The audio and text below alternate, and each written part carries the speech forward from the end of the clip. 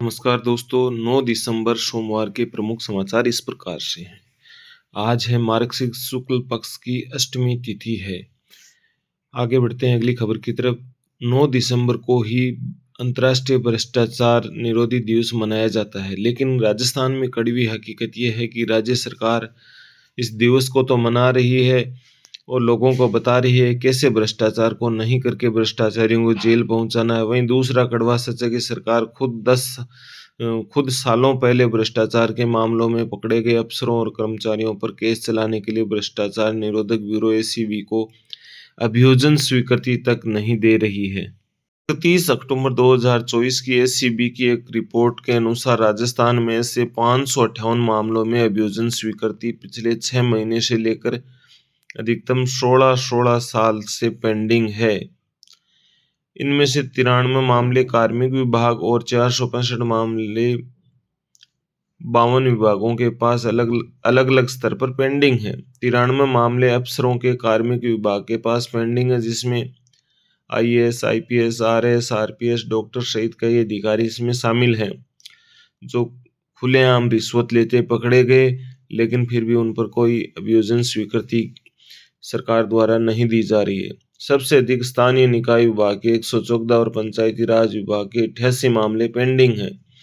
ऐसे भी कई मामलों में 2-2 और कईयों में 3-3 बार रिमाइंडर विभागों के पास भेज चुकी है, लेकिन उनके अफसर अभियोजन स्वीकृति उन्हें नहीं दे रहे हैं।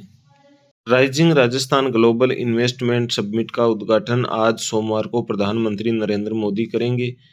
प्रधानमंत्री मोदी सुबह 10:15 बजे सीतापुरा स्थित Jaipur exhibition and convention centre में समिट का उद्घाटन करेंगे। इस दौरान प्रधानमंत्री उद्घाटन सत्र को संबोधित भी करेंगे। समिट में शामिल होने के लिए उद्योगपति गौतम अडानी सहित कई उद्योगपति जयपुर पहुंच गए हैं। उद्घाटन सत्र में देश के जाने माने उद्योगपति, केंद्रीय मंत्री, राज्य मंत्रिमंडल के सदस्य, 5000 से अधिक निवेशक, कारोबारी और व्यापार जगत के अधिकारी, डेलीगेट्स और अन्य प्रतिभागी मौजूद रहेंगे। उद्घाटन सत्र की शुरुआत सीएम भजनलाल शर्मा के स्वागत भाषण से होगी। अपने भाषण में सीएम भजनलाल शर्मा राज्य सरकार का एजेंडा और अगले 5 सालों में राज्य की अर्थव्यवस्था को दोगुना करके 350 बिलियन अमेरिकी डॉलर तक पहुंचाने के लक्ष्य के बारे में बताएंगे। Rising Rajasthan global invest summit में सरकार ने करीब 30 लाख करोड़ के निवेश प्रस्ताव आने का दावा किया है।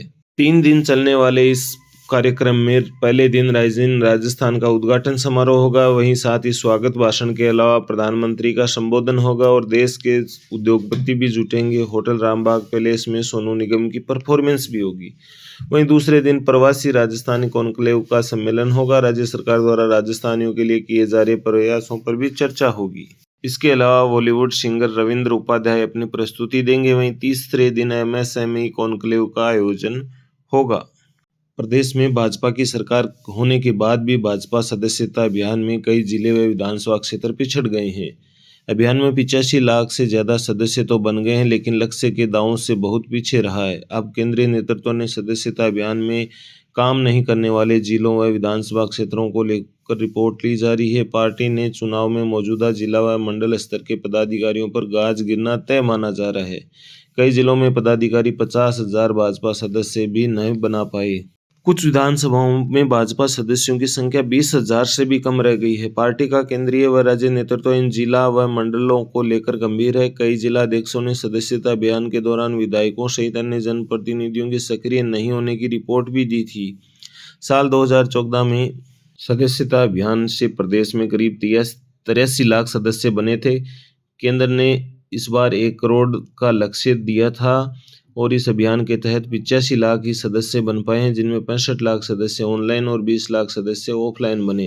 यह अभियान 25 नवंबर को पूरा हो गया है। राजसमंद में कल सुबह पिकनिक पर गए स्कूली बच्चों से भरी बस पलटने से 2 चचेरी बहनों समेत 3 छात्राओं की मौत हो गई। हादसे के पीछे ड्राइवर के साथ ही स्कूल प्रशासन की लापरवाही सामने आई है। स्कूल प्रशासन ने पिकनिक पर बच्चों को ले जाने की शिक्षा विभाग से परमिशन नहीं ली और बस में क्षमता से अधिक सवारियों को बैठाया। इन स्कूली बच्चों को परशुराम, महादेव और रणकपुर ले जाया जा रहा था। बस में 48 सीटें थी, जिसमें 62 बच्चे, 6 टीचर और ड्राइवर कंडक्टर समेत 70 लोग सवार थे। हादसे का कारण प्रथम दृष्टया ब्रेक फेल होने से एक्सीडेंट होना बताया जा रहा है। पिकनिक पर गए बच्चों में से इनमें 3 की मौत मौके पर ही हो गई, वहीं 17 स्टूडेंट गंभीर रूप से घायल हो गए। रीट परीक्षा में होगा बदलाव।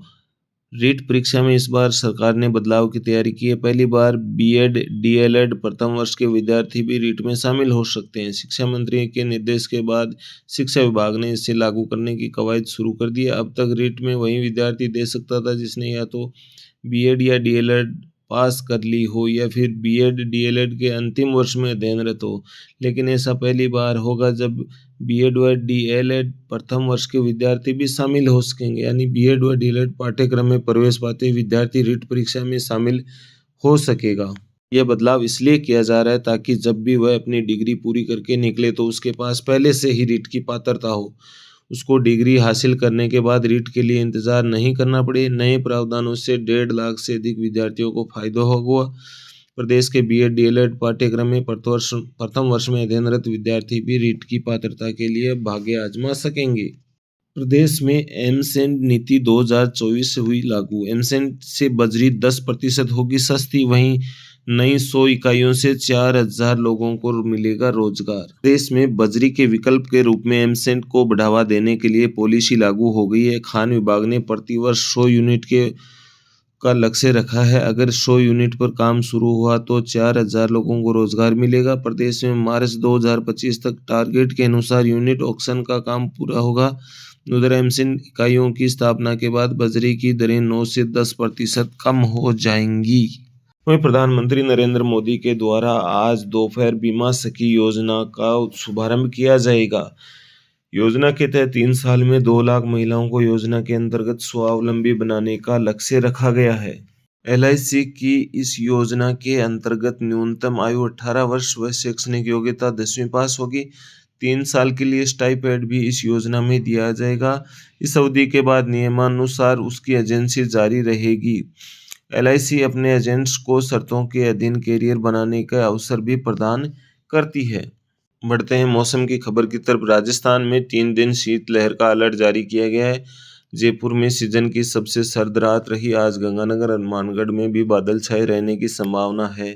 शेखावाटी में भी सर्दी का सितम बढ़ने लगा है। मौसम विभाग के अनुसार अंचल के सीकर, चूरू, झुंझुनू तीनों जिलों में मंगलवार को शीतलहर का दौर शुरू हुआ, जो आगामी 3 दिनों तक जारी रहेगा। इस दौरान अंचल में तापमान में भी 2 से 4 डिग्री की गिरावट होने की संभावना है।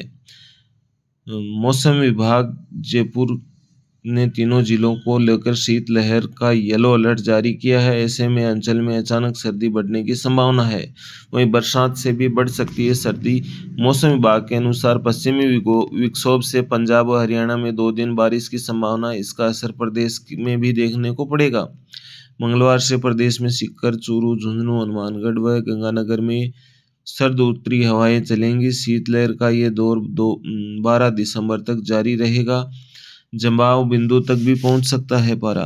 कृषि अनुसंधान केंद्र के मुताबिक न्यूनतम तापमान में 2.5 डिग्री की बढ़त हो गई है। तापमान के लगातार गिरावट से ऐसा माना जा रहा है कि फतेहपुर शेखावाटी में पारा 0 डिग्री के आसपास भी पहुंच सकता है।